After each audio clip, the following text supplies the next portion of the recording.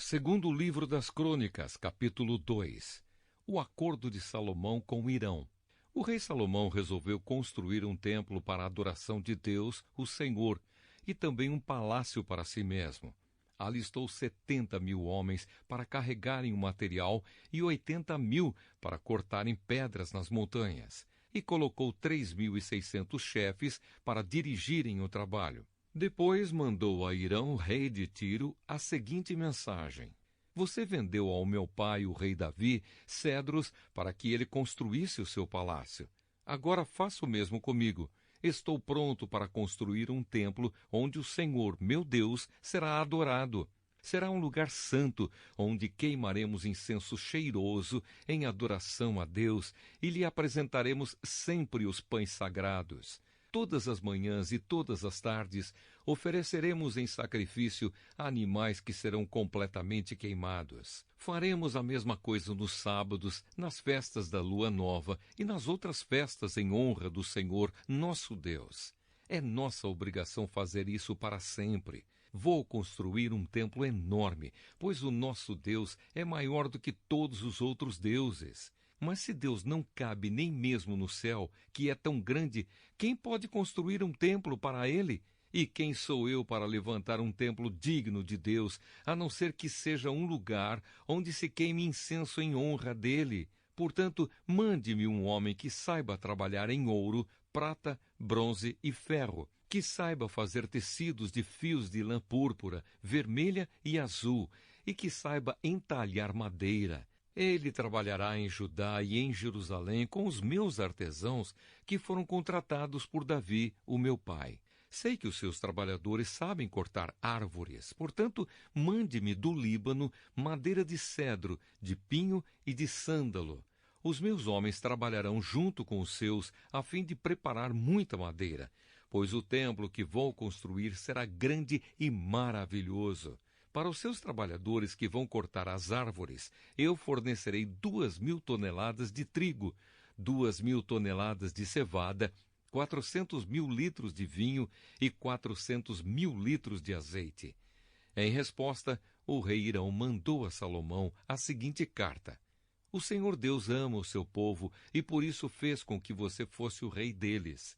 Louvado seja o Senhor, o Deus de Israel, o Criador do céu e da terra. Louvado seja Deus que deu ao rei Davi um filho tão cheio de sabedoria, tão inteligente e prudente, que vai construir um templo para Deus e um palácio para si mesmo. E agora eu vou lhe mandar Hurã, um mestre artesão inteligente e capaz. A sua mãe pertencia à tribo de Dan e o seu pai era da cidade de Tiro. Ele trabalha em ouro, prata, bronze, ferro, pedra e madeira. Sabe fazer tecidos de linho fino e de fios de lã púrpura, azul e vermelha. É perito também em obras de entalhe e sabe executar qualquer desenho que lhe seja apresentado.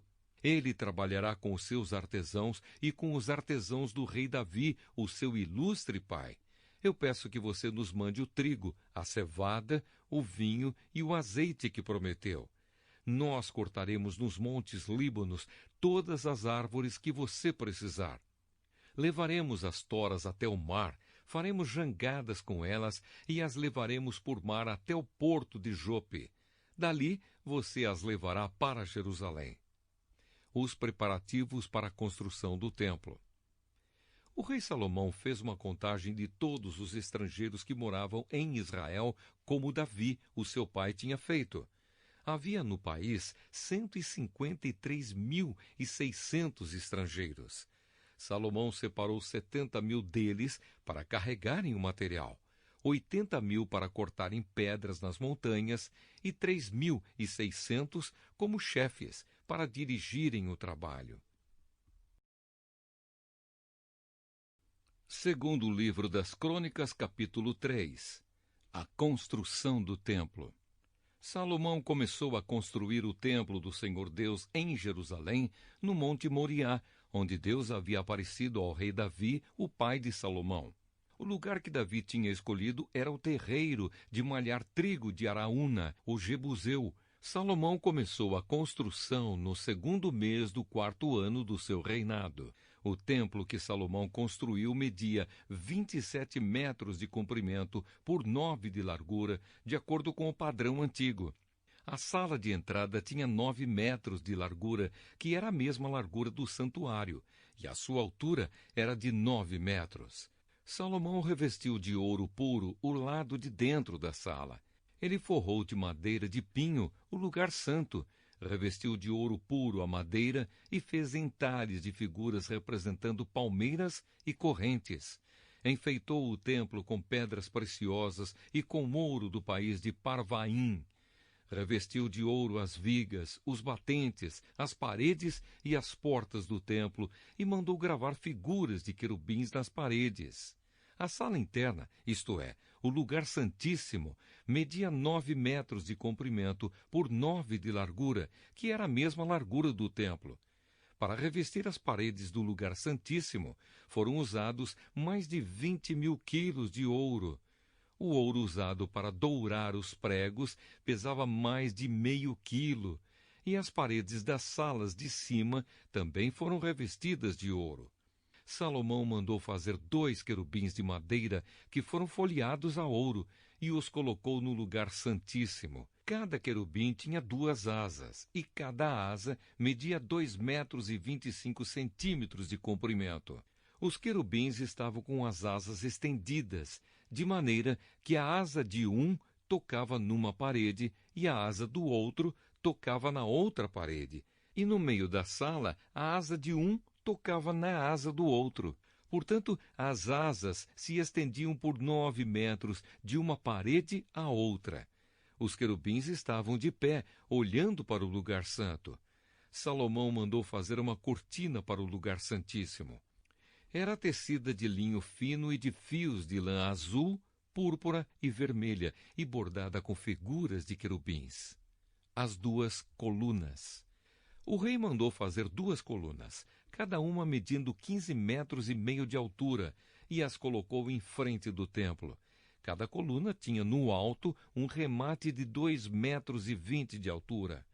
O alto das colunas era enfeitado com um desenho de correntes entrelaçadas e de romãs de bronze, que eram em número de 100. As colunas foram postas na frente da entrada do templo. A que ficava no lado sul se chamava Jaquim, e a que ficava no lado norte se chamava Boaz. Segundo livro das Crônicas, capítulo 4. Os objetos do templo. Salomão mandou fazer um altar de bronze de 9 metros de comprimento por 9 de largura e 4,5 de altura. Também mandou fazer um tanque redondo de bronze com 2 metros e 25 de profundidade, 4 metros e meio de diâmetro e 13 metros e meio de circunferência. Ao redor da borda de fora do tanque, que media 13 metros e meio, havia 2 carreiras de figuras de touros de bronze, que tinham sido fundidas todas em uma só peça junto com o tanque. O tanque se apoiava sobre as costas de 12 touros de bronze que olhavam para fora.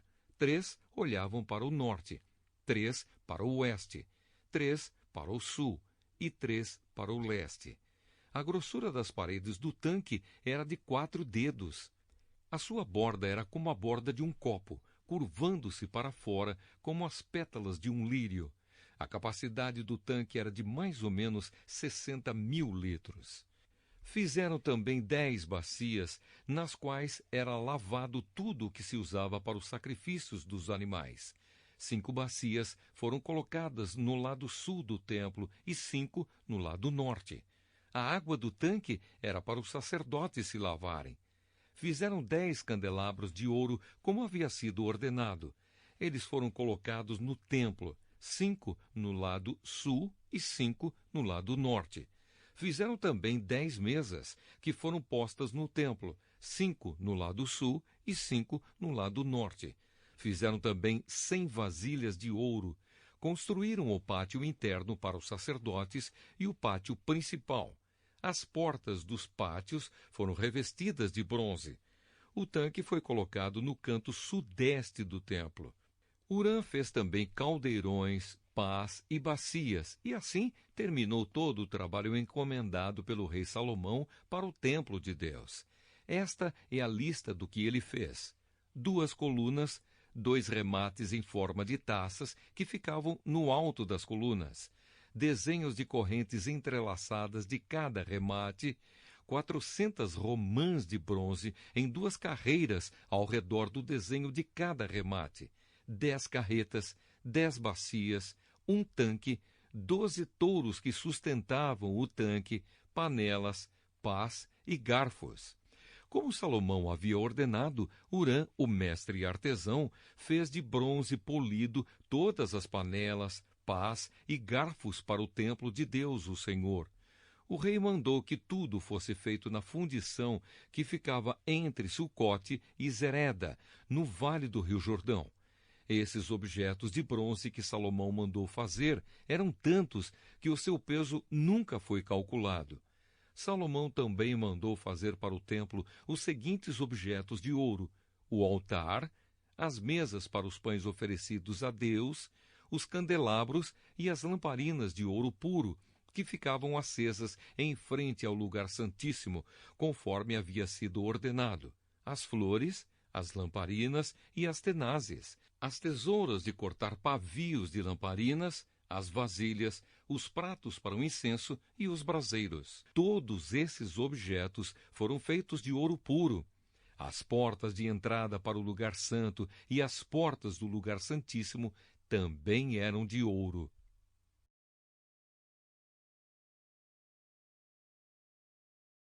Segundo o livro das Crônicas, capítulo 5.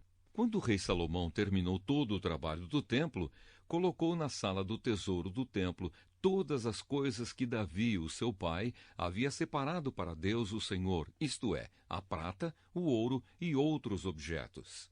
A Arca da Aliança é levada para o templo. Aí o rei Salomão mandou que os líderes de Israel, todos os chefes das tribos e os chefes dos grupos de famílias de Israel, se reunissem em Jerusalém, a fim de levar a Arca da Aliança do Senhor de Sião à cidade de Davi, para o templo. Todos os israelitas se reuniram no 7º mês, durante a festa das barracas. Quando todos os líderes chegaram, os levitas pegaram a Arca da Aliança e a levaram para o templo. Os sacerdotes e os levitas levaram também a tenda da presença de Deus com todo o seu equipamento para o templo. O rei Salomão e todo o povo de Israel se reuniram em frente da Arca da Aliança e ofereceram em sacrifício um grande número de ovelhas e touros, tantos que nem dava para contar. Então os sacerdotes levaram a arca para dentro do templo e a colocaram onde devia ficar, no lugar santíssimo, debaixo das asas dos querubins, pois as suas asas estendidas cobriam a arca e os cabos usados para carregá-la. As pontas dos cabos podiam ser vistas por qualquer pessoa que ficasse diretamente em frente ao lugar santíssimo, mas não podiam ser vistas de nenhum outro lugar. Os cabos ainda estão ali até hoje. Dentro da arca estavam somente as 2 placas de pedra que Moisés havia colocado ali quando no Monte Sinai o Senhor Deus havia feito uma aliança com os israelitas depois que eles saíram do Egito. Os sacerdotes se prepararam para sair do templo. Todos os que estavam ali haviam se purificado, sem levar em conta o grupo a quem pertenciam. E todos os levitas, que eram músicos, isto é, Asaf, Emã e Jedutum, e os membros dos seus grupos de famílias estavam de pé, no lado leste do altar, vestidos de roupas de linho e com pratos musicais, harpas e liras nas mãos. Junto com eles estavam 120 sacerdotes que sabiam tocar trombetas.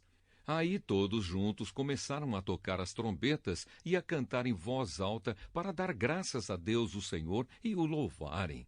Com acompanhamento de trombetas, pratos e outros instrumentos musicais, eles louvaram a Deus e cantaram assim: Louvem a Deus o Senhor, porque Ele é bom e porque o seu amor dura para sempre. Quando os sacerdotes estavam saindo, uma nuvem encheu o templo de Deus, o Senhor, com a glória do Senhor. Por isso, eles não puderam voltar para dentro a fim de realizar os seus atos de culto.